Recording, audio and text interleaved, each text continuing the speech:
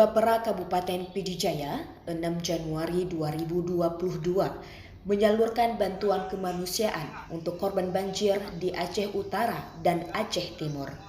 Penyerahan bantuan tersebut diserahkan langsung kepada para pengungsi yang ada di lokasi kejadian dengan berkoordinasi dengan pihak-pihak terkait dan menyalurkan ke lokasi yang belum terjangkau dan minim memperoleh bantuan.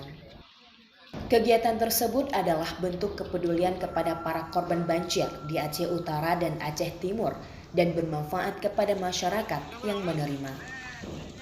Ketua Bapera Kabupaten Pd Jaya menyampaikan kehadiran Bapera Pd Jaya membuktikan bahwa saudara-saudara yang tertimpa musibah tidak sendiri. Duka mereka adalah duka kita bersama. Pergerakan Bapera Pd Jaya dan ormas-ormas lain di Pd Jaya dapat membuat mereka semangat. Mudah-mudahan dapat menggerakkan pihak-pihak lain untuk terus membantu saudara-saudara kita yang membutuhkan. Kita hari ini akan menyumbangkan dalam bentuk sembako, baik dari beras, telur, aqua, dan roti serta pampers untuk kebutuhan anak-anak bayi yang ada di lokasi kejadian.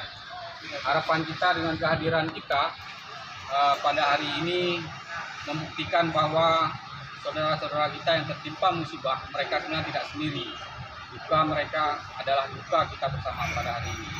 Semoga dengan pergerakan Bapera Pd Jaya dan ormas-ormas lainnya ada di Pd Jaya membuat mereka semakin semangat dan menggerakkan pihak-pihak lain terus membantu saudara-saudara kita yang membutuhkan. Kita akan menyalurkan langsung kepada pengungsi yang ada di lokasi kejadian dengan berkoordinasi dengan pihak-pihak yang ada di sana dan menyalurkan ke lokasi yang memang belum terjangkau atau masih sangat ingin mendapat bantuan. Bantuan yang diserahkan bersumber dari hasil donasi yang dilaksanakan selama 2 hari oleh Bapera Pd Jaya, baik perkantoran, pasar, dan jalan layang. Dan juga dari bantuan MRI, RAPI, TAF Diesel Indonesia Chapter Aceh, dan Center Peduli Rakyat. Gemarnews.com melaporkan.